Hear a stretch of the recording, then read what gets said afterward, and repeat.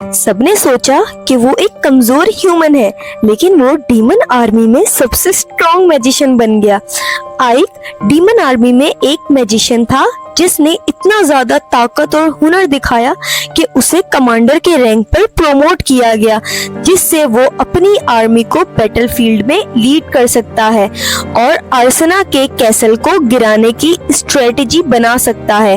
Battlefield में humans और demons हजारों की तादाद में एक दूसरे का कत्ल कर रहे हैं। दोनों ही अपनी अपनी जाति के लिए जीतने की कोशिश कर रहे थे, जबकि आइक एक पहाड़ पर खड़ा सब देख रहा है। बहुत मुश्किल से वो दीवार को तोड़ने और कैसल के अंदर घुसने में सफल हो जाते हैं, लेकिन ह्यूमंस हार नहीं मानते और अपने कैसल की रक्षा के लिए लड़ते रहे। ह्यूमंस का कमांडर अपनी खिड़की से बैटलफील्ड का मंजर सुरक्षित देख रहा था, तो अचानक आइक उससे मिलने का फैसला करता है, क्योंकि आइक नहीं चाहता था कि इतने सारे लोगों की जान जाए। कमांडर पीछे मुड़ता है और तुरंत आइक को पहचान लेता है, क्योंकि उसकी कहानियां हर जगह मशहूर थीं। आइक ने बताया कि वो 7वीं डीमन किंग आर्मी का लीडर है, जिसे इमोर्टल ब्रिगेड कहते हैं। वो कमांडर को 3 फ्यूचर ऑप्शंस देता है, या वो शांति से हथियार डालकर सरेंडर करके उनका कैदी बन सकता है और अपनी इज्जत बचाने के लिए खुद को मार सकता है, या अगर उसकी कोई इज्जत नहीं है तो वो खिड़की से कूदकर भाग सकता है। कमांडर मुस्कुराया और बोला कि वो किसी गद्दार के दिए हुए ऑप्शन से कभी नहीं डरेगा और आगे बढ़कर अपनी तलवार से हमला कर देता है। लेकिन आइक ने एक झटके में अपनी वॉन्ड से उसे तुरंत बेहोश कर दिया। फिर उसका पर्सनल असिस्टेंट पिग आया और पूछा कि कैदियों का क्या करना है। आइक मुड़ा और उसे कहा कि कमांडर और जो भी बिना लड़े सरेंडर करने को तैयार हो जाए उन्हें हील करो। पिग और एक खूबसूरत औरत जो क्रिस्टल बॉल की मदद से सब देख रही थी, दोनों चौंक गए। वो इम्प्रेस हो जाती है कि इसने एक इम्पोर्टेंट कैसल को इतनी आसानी से कैप्चर कर लिया।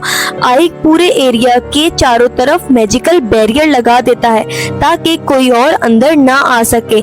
आइक बाहर देखता है कि कितने ह्यूमंस घायल हो चुके हैं और डीमंस उनका इलाज कर रहे हैं, तो उसे बहुत दुख हुआ। उसे वॉर का तरीका कभी पसंद नहीं था, लेकिन उसके पास कोई और रास्ता नहीं था, क्योंकि वो एक डीमन नहीं बल्कि एक इंसान है जो डीमन मास्क पहने हुए है। हमें पता चलता है कि उसके जन्म होते ही उसे अबेंडन कर दिया गया था, लेकिन एक डीमन मैजिशियन रॉन ने उसे अपना लिया। रॉन एक अमेजिंग मैजिशियन और अच्छा टीचर था, जो हमेशा ऐसे समय आने की बात करता था जब इंसान और डीमन साथ मिलकर रह सकें। रॉन ने आइक को अपने सभी जादूगर के राज सिखाए और अपनी मौत से पहले रॉन ने आइक को अपने कमरे में बुलाया और कहा कि वो हमेशा मास्क और रॉब पहने रखे, क्योंकि अगर डीमन किंग को पता चल गया कि वो एक डीमन नहीं है तो उसे तुरंत मार दिया जाएगा। आइक एक कुर्सी पर बैठ जाता है और कमरे के इर्द गिर्द एक मैजिक फील्ड लगा देता है ताकि कोई भी उसकी इजाजत के बिना अंदर ना आ सके। लेकिन अचानक वो एक कांपती हुई मेड को टेबल के नीचे देखता है, जो तुरंत माफी मांगती है और रोने लगती है और कहती है कि उसने कुछ नहीं देखा। उसका सर टेबल पे लगता है और वो बेहोश हो जाती है। अब आइक सोचता है कि इस समस्या का क्या करें और सोचता है कि इसका बाद में कुछ करेंगे। पिग उसे बाहर बुलाता है। वो सड़कों पर घूम रहे होते हैं और वॉर से हुए विनाश को देखते हैं। पिग आइक से पूछता है कि उन्होंने इतने सारे ह्यूमंस को क्यों छोड़ दिया।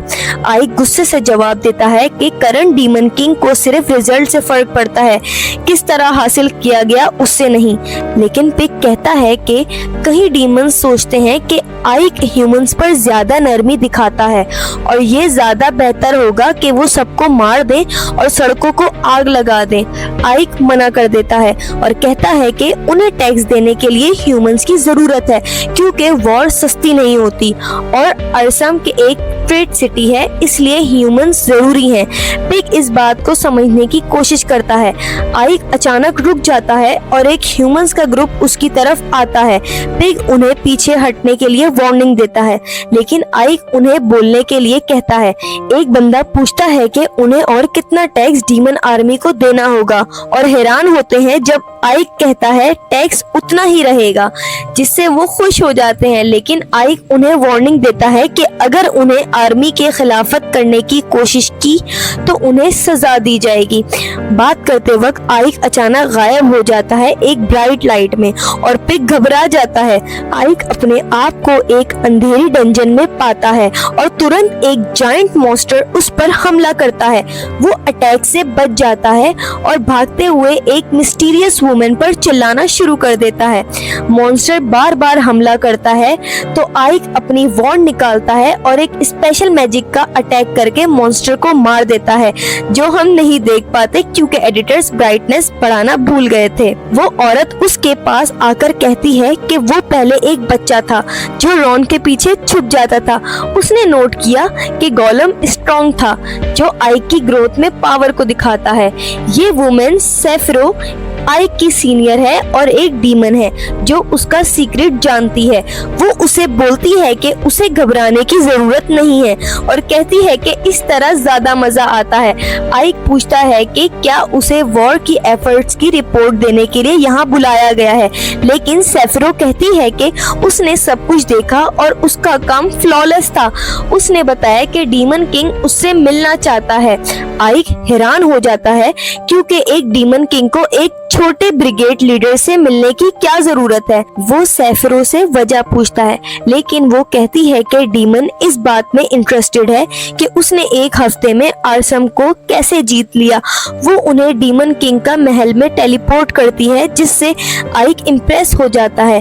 वो मेन गेट के पास पहुंचते हैं और डीमंस उस जगह को गार्ड कर रहे हैं और आइक सेफरो से पूछता है कि क्या उसके अंदर जाने से पहले जांच की जाएगी। सेफरो जवाब देती है कि डीमन किंग उनकी दुनिया का सबसे इम्पोर्टेंट है, इसलिए सबकी जांच होती है। आइक नर्वस हो जाता है अपनी आइडेंटिटी को लेकर, लेकिन गार्ड्स उसके मैजिक ऑरा से ओवरवेल्म्ड होकर उन्हें जाने देते हैं और उसे एक्नॉलेज करते हैं कि वो रॉन का ग्रैंडसन है। वो हॉलवे में चल रहे होते हैं और सेफरो उसके साथ उड़ रही थी। आइक सोचता है कि वो सेफरो जितना अच्छा नहीं उड़ सकता। वो कोर्ट रूम के एंट्रेंस पर पहुंचते हैं जहां सेफरो उसे इंतजार करने को कहती है।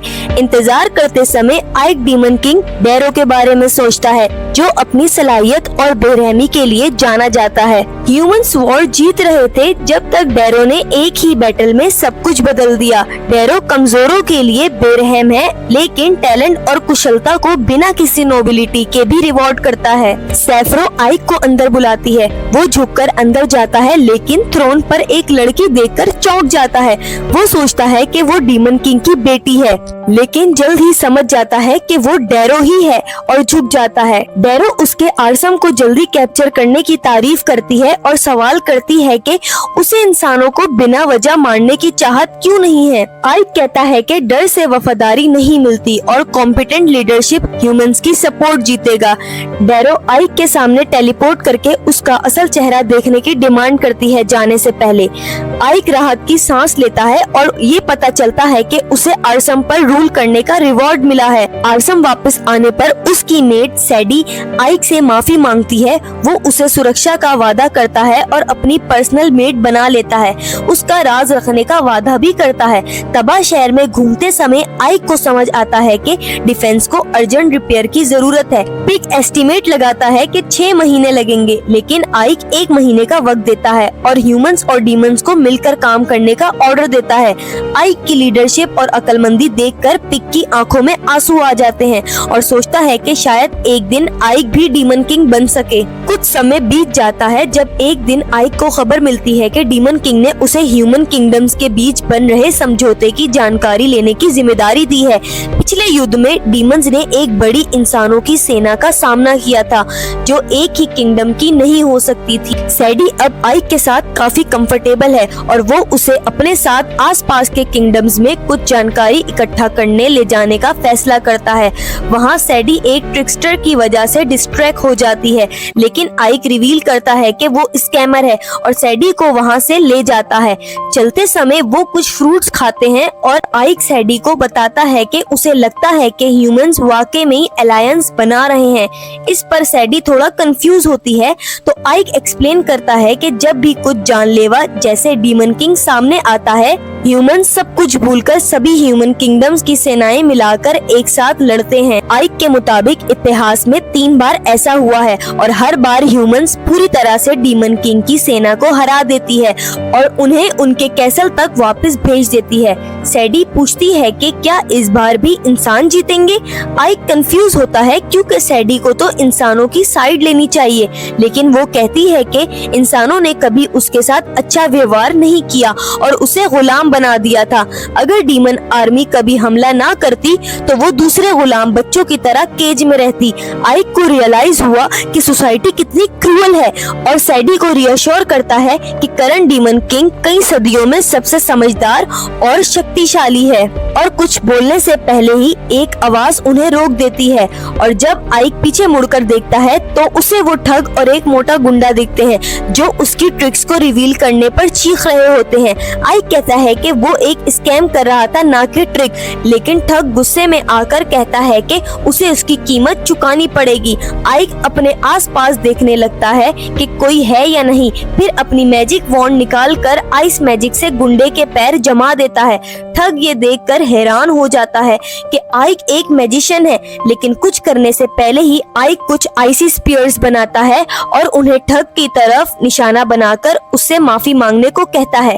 ठग सोचता है कि आइक मजाक कर रहा है और उसे गाली देने लगता है, लेकिन आइक उसके हाथ में एक स्पीयर घुसा देता है, दिखाता है कि वो सीरियस है। उसके बाद वो ठग से पूछता है कि क्या उसे इस किंगडम की घटनाओं की जानकारी है और अपनी जान बचाने के डर से ठग बताता है कि किंगडम्स के बीच एक समझौता हो चुका है, लेकिन रोजेरिया का किंगडम डीमंस पर एक सरप्राइज अटैक करने की योजना बना रहा है ताकि उन्हें एक एडवांटेज और शान मिल सके। आइक को ये बिल्कुल ठीक लगता है और ठग से पूछता है कि उनका अटैक कहाँ होने वाला है। इसी वजह से ये ठग सभी युद्ध योजनाओं की जानकारी रखता है और आइक को बताता है कि अर्सम शहर पर हमला होने वाला है क्योंकि उसकी डिफेंस अभी कमजोर है। आइक को जो जानकारी चाहिए थी वो मिल गई और वो सैडी के साथ अपने शहर लौट आता है ताकि रक्षा योजना बना सके। उस शाम रोजेरिया की सेना का बैटालियन अर्सम शहर पर हमला करने के लिए भेजा जाता है, लेकिन उनके सीज वेपन्स रेडी करने से पहले ही जमीन से स्केलेटन्स निकलने लगते हैं। उनकी लीडर एली उन्हें फॉर्मेशन बनाए रखने को कहती है क्योंकि स्केलेटन्स कमजोर होते हैं, लेकिन बिना जाने वो एक ट्रैप में आ जाते हैं जहाँ तीरों की बारिश उन पर होने लगती है और जंगल से निकले कुछ ऑर्क्स उनकी सेना को कुचलने लगते हैं। एली समझ जाती है कि अर्सम इस अटैक के लिए तैयार था और वो एक ऐसा जाल में फंसे हैं जो उनके पूरे बैटालियन को नाश कर सकता है। वो तुरंत अपने सैनिकों को पीछे हटने और रिट्रीट करने को कहती है ताकि कोई भी पीछे ना छूटे। ये सब मंजर आइक और पिगी दीवार से खड़े देख रहे थे। लॉर्ड पिगी आइक की तारीफ करता है क्योंकि उसके बिना वो जरूर इस सरप्राइज अटैक का शिकार होते।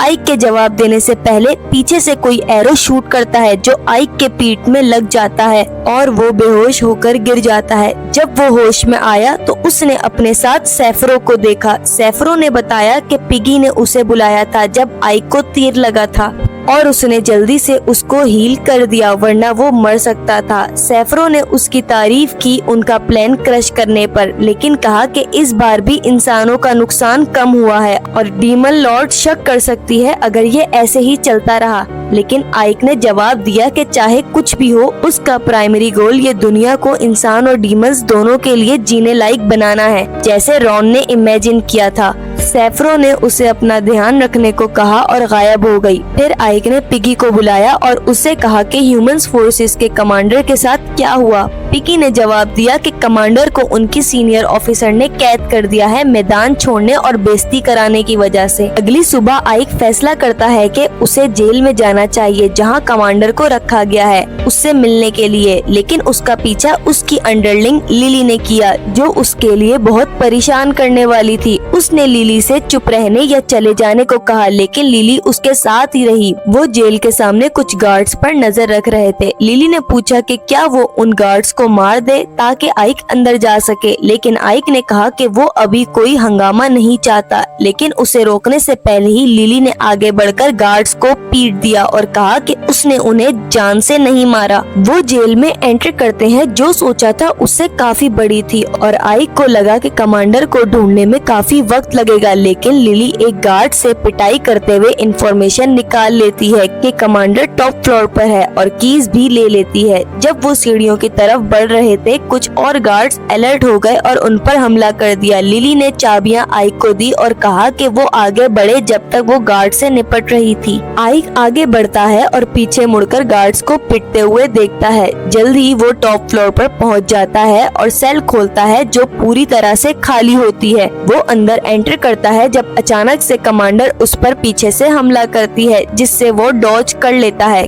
कमांडर चाकू लेकर फिर से हमला करती है, लेकिन आइक किसी तरह बच जाता है और अपनी स्टाफ निकालकर उसे नीचे गिरा देता है। कमांडर उठने पर उससे पूछती है कि क्या वो यहाँ उसका मजाक उड़ाने आया है या उसे मारने, लेकिन आइक जवाब देता है कि वो बस ये जानने आया है कि क्या उसने कोई असैसिन भेजा था आरसिम में उसे मारने के लिए। कमांडर सरप्राइज होती है और पूछती है कि क्या आइक सच में जैबर है। आइक हैरान हो जाता है और तभी गार्ड्स के टॉप फ्लोर की तरफ आने की आवाज आती है और कमांडर उसके ध्यान भटकने का फायदा उठाकर उसके गले पर चाकू रख देती है और सच बताने को कहती है कि वो डीमन है या इंसान। आइक समझ नहीं पाता कि क्या करे और सोचता है कि क्या वो अपनी असली पहचान बताए या नहीं। कमांडर चाकू उसकी गर्दन पर रखती है और फिर से सच बोलने को कहती है कि वो इंसान है या डीमन। गार्ड्स पूरी जेल में उसे ढूंढने लगते हैं ताकि उसका अंत कर सके। आइक को समझ आता है कि उसे कुछ करना होगा वरना मुश्किल में पड़ जाएगा, तो वो एक खास मैजिक यूज करता है जो उसके आसपास का टाइम को स्लो कर देता है। ये देखकर कमांडर हैरान हो जाती है, लेकिन आइक कहता है कि चिंता मत करो, ये जल्द ही खत्म हो जाएगा।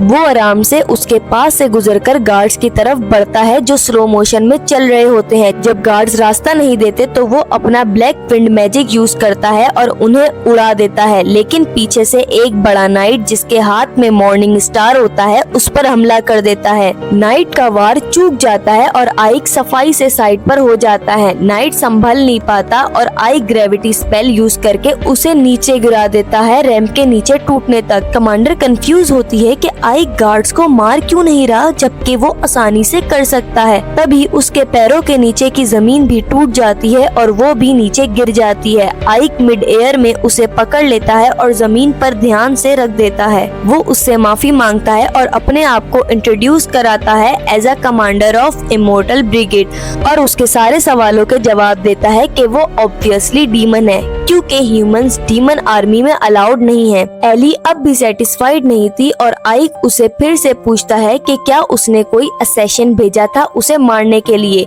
लेकिन कमांडर अपना मुंह बंद रखती है और कहती है कि वो एक किंगडम की नाइट है जो कुछ भी रिवील नहीं करेगी उस जैसे डेमन के बोलने पर, चाहे वो उसे मार ही क्यों ना दे। आइक डिसाइड करता है कि उसे खुद ही कुछ करना होगा और अपनी माइंड रीडिंग एबिलिटीज यूज करता है सारी इंफॉर्मेशन निकालने के लिए और लिली को कहता है कि उनका काम हो गया और जाने लगता है। कमांडर पूछती है कि क्या वो उसका मजाक बनाने आया था, लेकिन आइक जवाब देता है कि वो बस ये जानने आया था कि क्या उसने असैसिन भेजा था और अब उसे पता है कि उसका इसमें कोई लेना देना नहीं है। आइक लिली को बताता है कि वो जा रहे हैं, लेकिन लिली जिद करती है क्योंकि वो आइक के साथ थोड़ा और वक्त बिताना चाहती थी, पर आइक इन विचारों से तंग आ चुका है, इसलिए वो सीधा एक पोर्टल खोलकर उसमें चला जाता है और एलिस ये समझ नहीं पाती कि उसके साथ अभी क्या हुआ। जब वो अपने मेंशन वापस आता है, सैडी वहाँ पहले से ही उसका वेलकम करने के लिए होती है।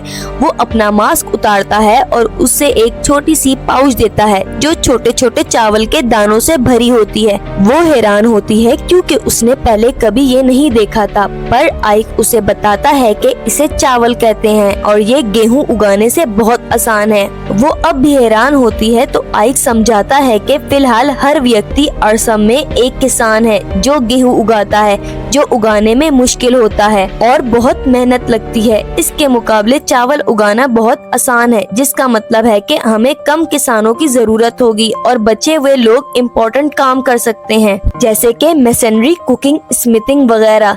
ये शहर की प्रोडक्टिविटी बढ़ाएगा और सबसे गरीब लोग भी मिडिल क्लास बन पाएंगे। सैडी अब भी समझ नहीं पाती तो आइक उसे बताता है कि हमारे पास ज्यादा भोजन होगा जो हम ज्यादा पैसे में बेच सकेंगे। वो आखिरकार समझ जाती है और पूछती है कि क्या आइक को ये पकाना आता है। आइक उसे देखता है और कहता है कि उसे ये पकाना नहीं आता और इसी वजह से वो उसे ये काम देता है कि वो इसे अलग अलग तरीके से पकाए ताकि हम इसे गेहूं के बदले प्रमुख भोजन बना सकें। इससे निपटने के बाद वो पिगी को अपनी फोर्सेस इकट्ठा करने का आदेश देता है और शाम को उनसे मिलने जाता है। पिगी को पता नहीं होता कि आइक ने पूरी आर्मी को मीटिंग के लिए क्यों बुलाया है। पता चलता है कि जो तीर उसे मारने के लिए इस्तेमाल हुआ था वो दुश्मन का था, पर आइक ये बात जानता है कि कमांडर एली का इसमें कोई हाथ नहीं है। इसका मतलब सिर्फ एक ही हो सकता है कि उसकी अपनी आर्मी में कोई जासूस है। वो अपनी माइंड रीडिंग एबिलिटी इस्तेमाल करता है कि ताकि हर एक सैनिक क्या सोच रहा है वो जान सके और पिगी आइक की कूलनेस पर खुश होता है।